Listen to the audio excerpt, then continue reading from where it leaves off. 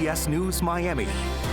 Good afternoon, and thank you for joining us. I'm Lauren Pastrana, and welcome to CBS News Miami's 4 p.m. Quickcast. Let's take a look at today's top stories. Right off the top, the search is on for a woman who police say pushed over a menorah outside a synagogue. It happened Saturday at the King of David Chabad on Atlantic Boulevard. Police released surveillance video where you see the woman walking onto the property and pushing over the brass menorah, causing it to fall over, damaging a sign. The menorah was not damaged. The woman then walked away. CBS News Miami's Nakaya Carrero is working on this story, and we'll have more coming up at 5. Always alerting, always tracking. This is Next Weather. Another sunny, breezy day across South Florida, but you know, we might need a little bit of rain here. We could use it. Next weather meteorologist Cindy Presser tells us if our lawns are going to be getting any relief anytime soon. Cindy. I was hopeful yesterday that this next front would actually get through the area and bring us some rain next week, but right now it just doesn't look like it. This high pressure ridge is strong, so I still have some hopes that maybe by Tuesday into Wednesday we'll see at least a slow chance for some rain, but right now it's dry. 81 degrees in Miami. It's 83 in Fort Lauderdale. A little breezy again today. Some gusts over 20 miles per hour. So this is what we're looking ahead to. Dry and comfortable, though. At least the humidity is not high, so it's not sticky. Temperatures are going to be warming up to the upper 80s by the weekend. Some spots getting close to 90 degrees, and there's that low rain chance, and I'm talking about a 10 to 20% chance. So most areas will stay dry. High pressure, you can blame that big old high there. It just does not want to move. It extends from the Gulf all the way to the Atlantic, so that's keeping sinking air in place. We can't get any clouds really forming. A little bit of moisture at the surface. That's why we have those clouds today.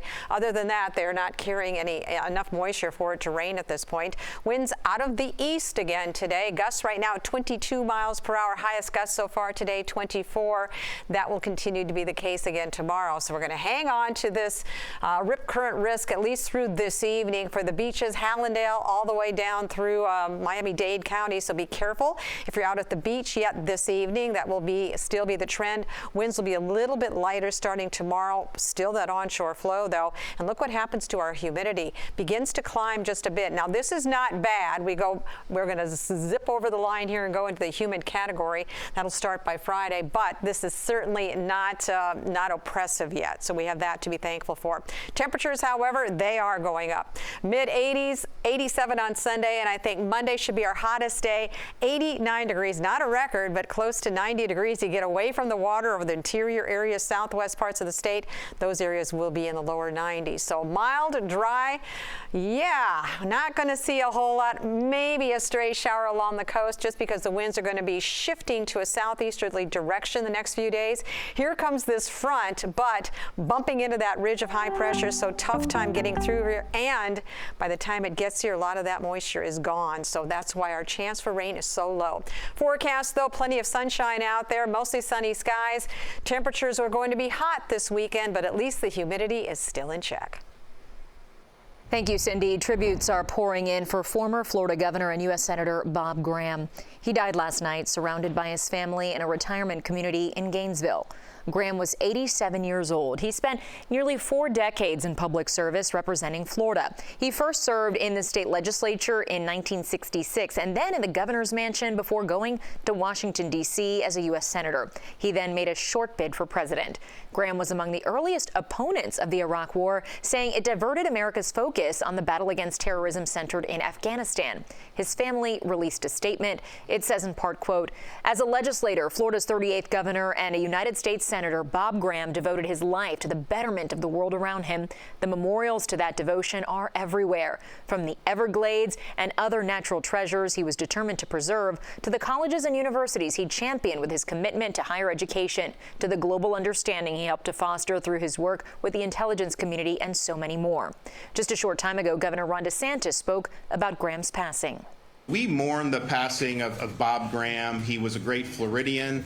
He served this state with honor and integrity and really made a great contribution. So we are going to be giving him the state honors of lowering the flag at half-staff once the date of interment is publicized.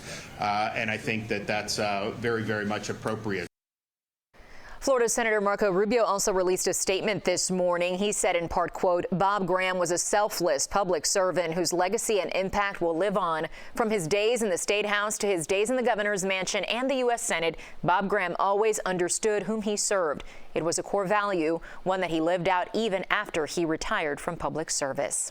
And CBS News Miami's Peter Dench is working on this story. Look for his report, Remembering Bob Graham, later on CBS News Miami at 5. Now at 4, Governor DeSantis was in South Florida this afternoon. He visited the Hialeah Gardens Museum along with the Florida Department of Education Commissioner Manny Diaz Jr. CBS News Miami's Terry Hornstein is in Hialeah Gardens with more on the governor's visit. Today is April 17. It is a sacred day. It is a day that reaches into the deepest part of our hearts. On the anniversary of the Bay of Pigs invasion, Governor Ron DeSantis says the state of Florida is fighting communism. We had a lot of brave men suit up and fight communism and fight tyranny. And so today we're here fighting tyranny and fighting communism in a little bit different venue and a little bit different way through legislation, but we are committed to telling the truth about this ideology. 63 years ago Wednesday, 1,500 Cuban exiles tried to launch an invasion at the Bay of Pigs on the south coast of Cuba to stop Fidel Castro's reign. The effort failed, but that history now will be part of a comprehensive curriculum in Florida schools.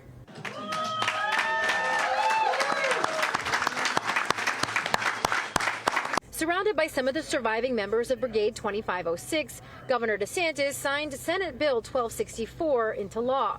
Starting in the 2026 school year, education on the history of communism will be expanded in the state. We're going to tell the truth about communism in the state of Florida. We're going to tell the truth about the evils of communism. The law will also create the Institute for Freedom in the Americas at Miami-Dade College and a museum that will honor those who fought communism. This law is very, very important to all of us. I hope that every state of the union will adopt this type of law. That was Terry Hornstein reporting. And turning now to the criminal trial of former President Donald Trump. The case is not in session today. However, 7 jurors have been sworn in and seated for the Manhattan trial. 5 more jurors and a half dozen alternates still need to be selected. Trump has pleaded not guilty to 34 felony counts related to accusations that he financially schemed to hide an alleged affair with an adult film star ahead of the 2016 presidential election. The judge says opening statements could begin as soon as Monday. The Miami Heat in the city of brotherly love for a play-in showdown with the 76ers. What's next for Miami, win or lose, when we come back? The age-old and controversial question of whether marijuana should be legalized in Florida will also be on the ballot in November. Medical marijuana use is already legal in Florida, but now voters are being asked, should recreational use be allowed as well? If passed, so many questions come to mind. What would be the financial impacts on the state, and where would that money go? Plus, how could it affect safety? CBS News Miami's Chelsea Jones has some answers on the future of marijuana tomorrow at 5:30. Welcome back to CBS News Miami's 4 p.m. Quickcast.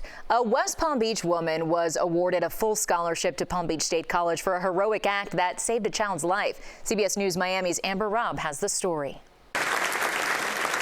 A heroic act paid forward. On Wednesday last week, certified nursing assistant Jeremiah Adams was at home at Fairway Vista Apartments in West Palm Beach when she heard a mother's desperate cries for help. She just was screaming, and from that scream, I could tell it's something serious where she can't even get it out. So the first thing I did, I jumped up and I ran out there. What she saw? A 22-month-old toddler lying on the sidewalk, seemingly lifeless. Every second really counted in that moment. I just started giving the baby CPR.